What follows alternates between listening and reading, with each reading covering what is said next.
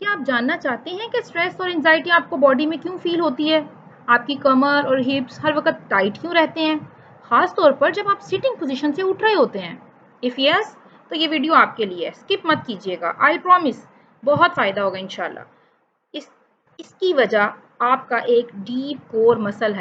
Yes, जी हाँ, psoas muscle. Let's see what is psoas muscle, where it is located in your body, and how it is connected with your stress and emotions. First of all, start with the anatomy. It begins at the lower back, T12 to L4, and runs through the pelvis to insert on the lesser trochanter of the femur, your thigh bone. Okay? यानी कि आपकी कमर से ये attach होता है और pelvis में से गुजरता हुआ आपकी थाई बोन पे जाके ये इंसर्ट हो जाता है। ओके, तो ये है इसकी लोकेशन आपकी बॉडी के अंदर। अब देखते हैं कि इसका काम क्या है। तो एज ए फिजियोथेरेपिस्ट हम सब ये आसानी से बता सकते हैं कि इसका एक्शन क्या है, इसकी लोकेशन देख के, इसकी अटैचमेंट्स को देखते हुए। तो ये क्या करता है, ये हिप की फ्लेक्शंस करवाता है, ट्रंक की फॉरवर्ड बेंडिंग या फ्लेक्शन करवाता है और स्पाइन को स्टेबलाइज करता है। ये सिटिंग में, स्टैंडिंग में, वॉकिंग में, बहुत सी मूवमेंट्स में हमें हेल्प आउट कर रहा होता है। ठीक है, अब हम मेन पॉइंट पे आते हैं। जब भी हमारी बॉडी स्ट्रेस फील करती है ना, चाहे वो स्ट्रेस इमोशनल हो, फिजिकल हो, व्हाटएवर, तो उस वक्त क्या होता है, हमारी बॉडी ऑटोमेटिकली फाइट और फ्लाइट मोड में चली जाती है। ठीक है, और psoas मसल जो है वो इस वक्त बॉडी का वो वाहिद मसल है जो सबसे पहले रिस्पॉन्ड करता है।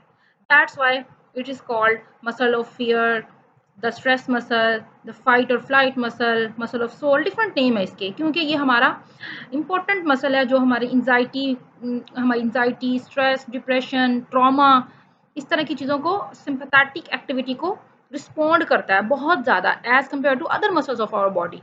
दैट्स वाई इसका डीप कनेक्शन है। ओके,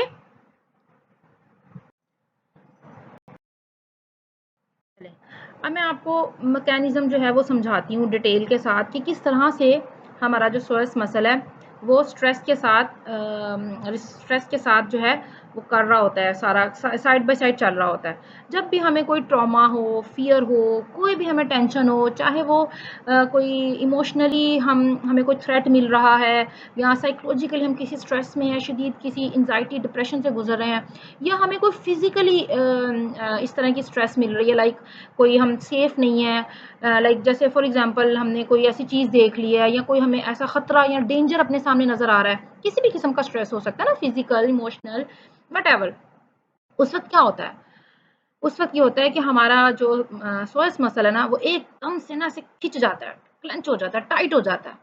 ठीक है, क्यों होता है, बिकॉज वो चाहता है कि हमारी बॉडी जो है वो इस फाइट और फ्लाइट रिस्पॉन्स को अच्छे से सर्वाइव कर सके, हमारी बॉडी खुद को प्रोटेक्ट कर सके। जब सोर्स टाइट होता है ना तो क्या करता है, इंटरनल ऑर्गन्स को प्रोटेक्ट करने के लिए बॉडी को फॉरवर्ड बेंड करने की कोशिश करता है। ठीक है, वो कोशिश करता है कि हमारे इंटरनल ऑर्गन, हमारे विसराज, एब्डोमिनल विसराज जो है वो प्रोटेक्ट हो सकें। बेसिकली सोर्स मसल इस वजह से टाइट हो रहा होता है। और सेकंड रीजन ये भी है कि वो ऑटोनॉमिक नर्वस सिस्टम के साथ उसका बहुत डीप कनेक्शन है, वेगस नर्व के साथ, सिंपैथेटिक एक्टिविटी के साथ।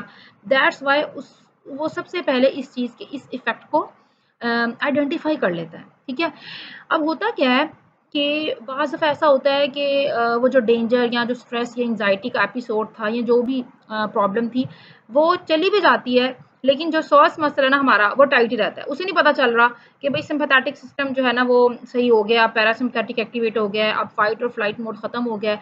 स्ट्रेस और एंजाइटी या परेशानी के जाने के बाद भी सॉस मसल जो है ना वो अपनी उसी कंडीशन में पड़ा रहता है। अब उसको वापस हमने खुद लेकर आना है, हम उसको वापस लेकर ही नहीं आते, हम उसको उसी कंडीशन में रहने देते हैं। ठीक है, बाज़ दफ़ा क्या होता है, अक्सर लोगों के अंदर क्या होता है कि वो कई हफ्ते, महीने, क्या ईयर्स तक वो कॉन्ट्रैक्टेड और टाइट रहता है, जिसकी वजह से उनको लगता है कि उनकी बॉडी हर वक्त थकी हुई है, वो हर वक्त फटीग फील करते हैं, उनका पोस्चर ख़राब हो चुका है, वह उनकी ब्रीदिंग ख़राब हो गई हुई है, उनकी बॉडी जो है ना वो forward bending interior pelvic tilt में चली गई है, क्योंकि सॉस मसल जो है ना वो परमानेंटली टाइट हुआ है। उसने टाइट होने के बाद पेल्विस की अलाइनमेंट ही ख़राब कर दी, एंटीरियर पेल्विक टिल्ट हो गया हुआ है, जिसकी वजह से सारा आपका जो सिस्टम है, कनेक्शन है आपका डायफ्राम का, आपकी ब्रीदिंग का, आपके विसरास का, वो सारा डिस्टर्ब हो जाता है। ठीक है, this means that most of the people have muscle psoas muscle that has remained tight and clenched for the years and even decades. And since it is such a large muscle that clenching of it over the time can cause unexplained backache, hip pain, pelvic pain, gut issues, and mental health issues like anxiety, depression, etc. Okay, a clenched psoas muscle will also keep our sympathetic nervous system activated. एक और मजे की बात यह है कि sympathetic system जब activate हुआ, सिंपैथेटिक सिस्टम स्टूडेंट्स आप लोगों को ऑलरेडी पता है सिंपैथेटिक सिस्टम और पैरासिम्पैथेटिक सिस्टम के बारे में। ठीक है, लेट्स रिवाइज। सिंपैथेटिक सिस्टम जब भी कोई फियर, एंजाइटी या स्ट्रेस वाली कंडीशन होती है, रन, जंप, फाइट और फ्लाइट, कोई ऐसी कंडीशन होती है, उस वक्त हमारा बॉडी जो है ना, हमारी बॉडी सिंपैथेटिक सिस्टम एक्टिवेट हो जाता है। सिंपैथेटिक सिस्टम में एज यू नो के हार्ट रेट बढ़ जाता है, हमारी बॉडी के मसल टाइट हो जाते हैं, हमारी ब्रीदिंग फास्ट हो जाती है, हमारा ब्लड प्रेशर रेज हो जाता है। ठीक है, इस तरह की कंडीशन होती है। हमारी प्यूपिल खुल जाती है, आंखें हम डायलेट कर लेते हैं, लाइक एमरजेंसी कंडीशन जिसे हम बोलते हैं, किसी भी किस्म की एमरजेंसी कंडीशन हो, तो उस वक्त उसका असर क्या हुआ, हमारे मसल पे पड़ा, हमारे मसल ने उसको फौरन से डिटेक्ट किया और वो टाइट हो गया। अब सिंपैथेटिक सिस्टम जो है, वो सिंपैथेटिक सिस्टम ने psoas मसल को एक्टिवेट किया। ओके, अब psoas मसल एक्टिवेट हो गया, टाइट हो गया, अब वो वाला एलिमेंट, वो स्ट्रेस रिस्पॉन्स चला भी गया है, लेकिन क्या प्रॉब्लम है कि वो स्ट्रेस psoas मसल आपका एक्टिवेटेड ही है। ओके, अब psoas मसल जब तक टाइट रहता है, उस psoas मसल के टाइट होने की वजह से भी सिंपैथेटिक सिस्टम दोबारा से रिवर्स नहीं हो रहा होता, क्योंकि वो क्या कर रहा था, वो psoas मसल की टाइटनेस को डिटेक्ट कर रहा होता है। समझ आई मेरी बात? लाइक psoas मसल एक्टिवेट हो जाता है, जिसकी वजह से sympathetic system also activate, which keeps your body in a state of fight or flight as well. Once you release your psoas muscle, it signals to your nervous system that you are safe from the threats, so you can get out of the fight or flight and go your life with your best. ठीक है, यानी कि हमें जब भी कोई stress feel हो, कोई थ्रेट फील हो, कोई भी ऐसी एक्टिविटी, इमरजेंसी कंडीशन, इमोशनली हम लो फील करें, कोई एंजाइटी, कोई स्ट्रेस, कोई फिजिकल स्ट्रेस, कोई psychological stress, any type of stress जब भी हमें फील होती है, उसके बाद हमें क्या चाहिए कि हम अपने ब्रीदिंग को ठीक करें, खुद को रिलैक्स करें, अपने psoas मसल को भी रिलैक्स करें। उसकी टाइटनेस को ठीक करने के लिए डिफरेंट चीज़ें हैं, वो इंशाल्लाह मैं इसके लिए नेक्स्ट वीडियो बनाऊंगी, उसमें हम उसको डिटेल से करेंगे कि हम अपने psoas मसल को कैसे रिलैक्स करेंगे। कि सिर्फ उसमें स्ट्रेचिंग नहीं है कि हम उसे स्ट्रेच कर दें, बाज़ दफ़ा स्ट्रेचिंग जो है ना, वो ज़्यादा खतरनाक साबित होती है कि एक मसल आपका आपकी बॉडी को गार्ड कर रहा है, स्पेज़म में चला गया है, टाइट रह रहा है, आप उसको स्ट्रेच कर रहे हो, वो मजीद एग्रावेट कर जाती है कंडीशन, बैक पेन बढ़ जाती है। ठीक है, तो डिफरेंट मैकेनिज्म है, डिफरेंट रिहैब टेक्निक्स हैं जिसको हम यूज़ करेंगे, वो हम नेक्स्ट वीडियो में इंशाल्लाह कवर करेंगे। तो हमने psoas मसल को रिलीज करना है, उसको ईज करना है, उसको स्ट्रेस फ्री करना है, सो दैट हमारा सिंपैथेटिक सिस्टम भी रिलीज हो सके, अदरवाइज वो भी मुसलसल एक्टिवेट ही रहेगा psoas को देखते हुए।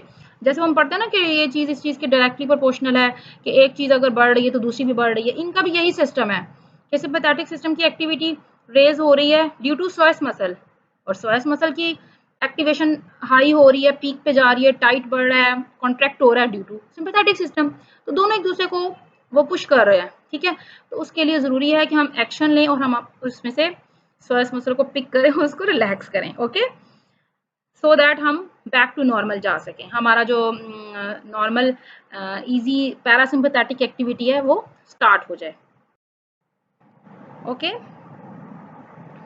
जैसे कि अभी हमने डिस्कस किया कि whenever your brain detect danger, any danger, the sympathetic nervous system activate the fight or flight response. Okay, ये हमने बहुत अच्छे से डिस्कस कर लिया प्रीवियस स्लाइड में। In that state, heart rate increases, breathing becomes shallow or rapid, muscle prepare to act, especially our psoas muscle. ठीक है, बाकी बॉडी की मसल्स भी हो रहे होते हैं, लेकिन सबसे जैसे कहते हैं ना, टॉप ऑफ द लिस्ट ये है। The psoas is one of the key muscles that tightens because it helps you to curl forward, like to protect organs. It prepares you to run or jump. during sympathetic activity. Okay, so in short, the psoas is mechanically involved in survival moments. Okay. Okay, अब हम ये देखते हैं कि जब कोई भी stress, बाज़ दफ़ा ऐसा होता है ना, बाज़ दफ़ा तो ऐसी कंडीशन होती है ना कि स्ट्रेस आई और गई, शॉर्ट टाइम के लिए कोई प्रॉब्लम आया और गया, कोई थ्रेट, कोई फिजिकल, कोई इमोशनल स्ट्रेस आया और गया, बॉडी उसके बाद सही हो गई। लेकिन कभी कभार ऐसा होता है ना कि आपको कोई लॉन्ग टर्म स्ट्रेस फेस करना पड़ जाए, कोई लॉन्ग टर्म, लाइक कोई फिजिकल इंजरी हो गई है, कोई फ्रैक्चर हो गया है, कोई फिजिकल आपकी बॉडी में कोई ऐसा इशू हो गया है, कोई सर्जरी है, कुछ मसला जिसकी वजह से आप long term stress feel face कर रहे हैं, या इमोशनली जैसे फॉर एग्जांपल कोई डेथ हो गई है या कोई बहुत बड़ा ट्रॉमा आपको मिला है, कोई डिफरेंट टाइप, आप समझ जाएंगे, डिफरेंट तरह के कोई भी आपको कोई ऐसा ट्रॉमा मिला जो लंबा जा रहा है, जो ठीक नहीं हुआ, ठीक है, कोई साइकोलॉजिकल स्ट्रेस, को आप डिप्रेशन में या किसी ऐसी कंडीशन में चले गए हैं, कोई सीवियर किस्म की, तो कुछ कभी कभार ऐसा होता है कि आपका जो स्ट्रेस है वो क्रॉनिक हो गया, ठीक है, in any type of stress. जब आपका स्ट्रेस क्रॉनिक हो जाए तो क्या होता है, उससे आपका जो श्वास मसल है ना, वो बार बार स्ट्रेस की वजह से क्रॉनिकली टाइट हो जाता है, ठीक है। तो जब क्रॉनिक रहे स्ट्रेस, तो फाइट और फ्लाइट का रिस्पॉन्स हर वक्त एक्टिवेट रहता है, जिसकी वजह से क्या होगा, सोएस मसल आपका परमानेंटली टाइट हो जाएगा, शॉर्ट हो जाएगा, जिसकी वजह से मल्टीपल इश्यूज हमारी बॉडी में क्रिएट हो सकते हैं।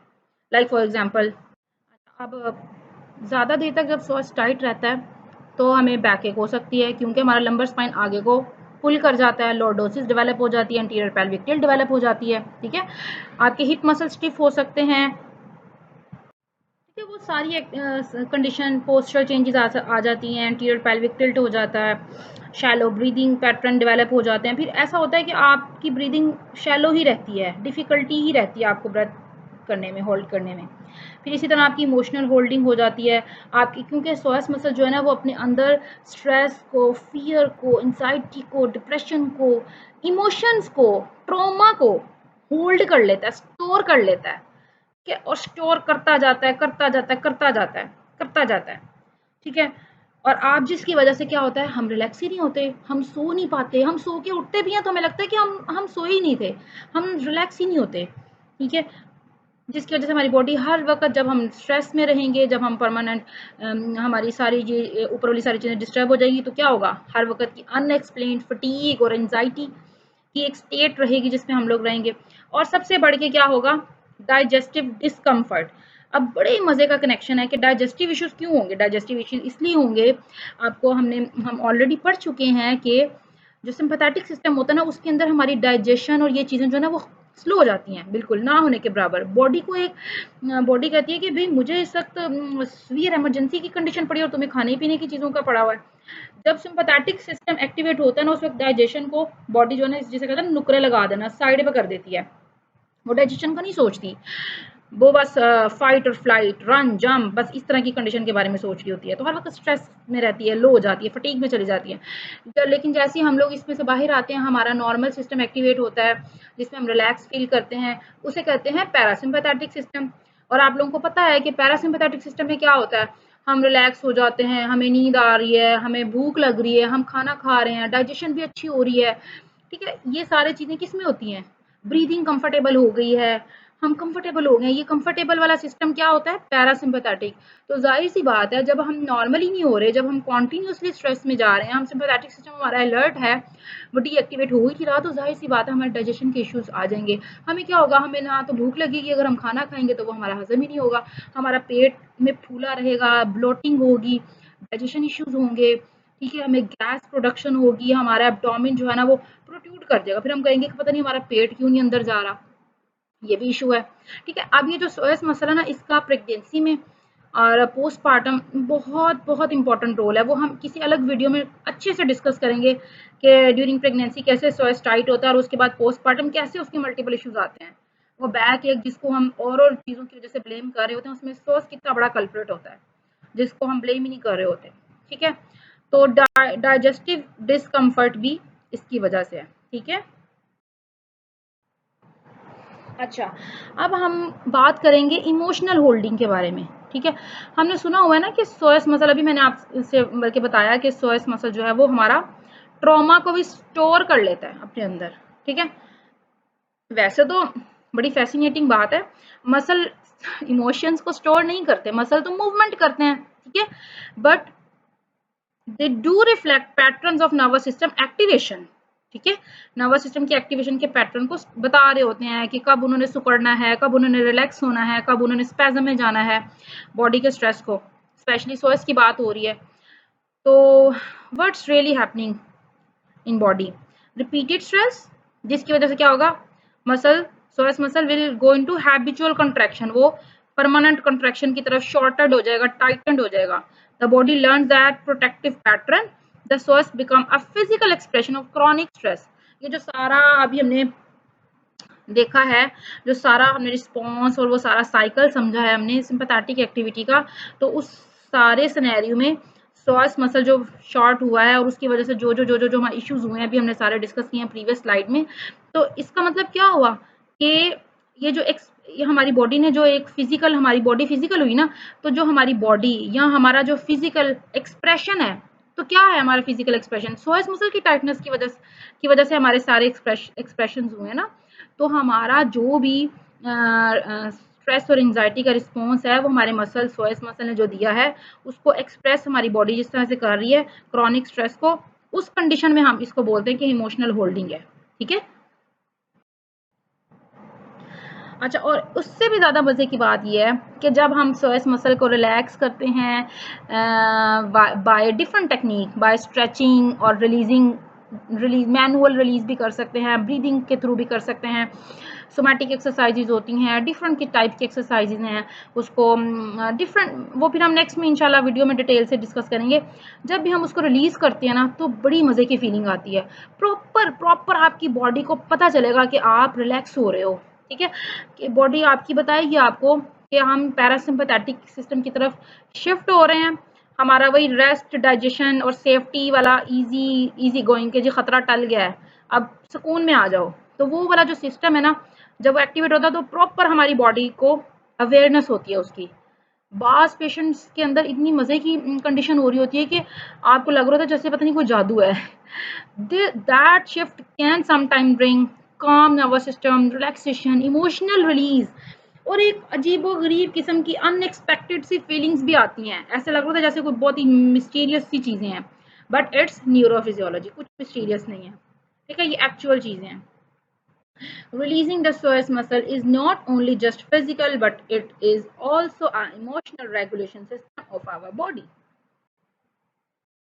ओके गाइस, आज की वीडियो के लिए इतना ही काफ़ी है। हम सोएस मसल की क्लिनिकल असेसमेंट और इसको रिलीज़ कैसे करते हैं, क्या इसके रिहैब प्रोटोकॉल हैं, हम अपनी बॉडी को स्ट्रेस में से कैसे निकालेंगे, कैसे हम पैरासिम्पैथेटिक में जाएंगे, ये हम इंशाल्लाह नेक्स्ट वीडियो में बहुत अच्छे से डिस्कस करेंगे। अच्छा, अब मेरा एक क्वेश्चन है आप लोगों से, मसल का तो मैंने बता दिया कि मसल, हमारा सोएस मसल जो है वो हमारा बॉडी के अंदर ट्रॉमा को होल्ड करता है। अब आप मुझे बताएंगे कि which part of your brain holds trauma, comment करें, okay, give me your answer. If you find this helpful, don't forget to like the video, save it for exam, subscribe for more physiotherapy lecture. Allah Hafiz.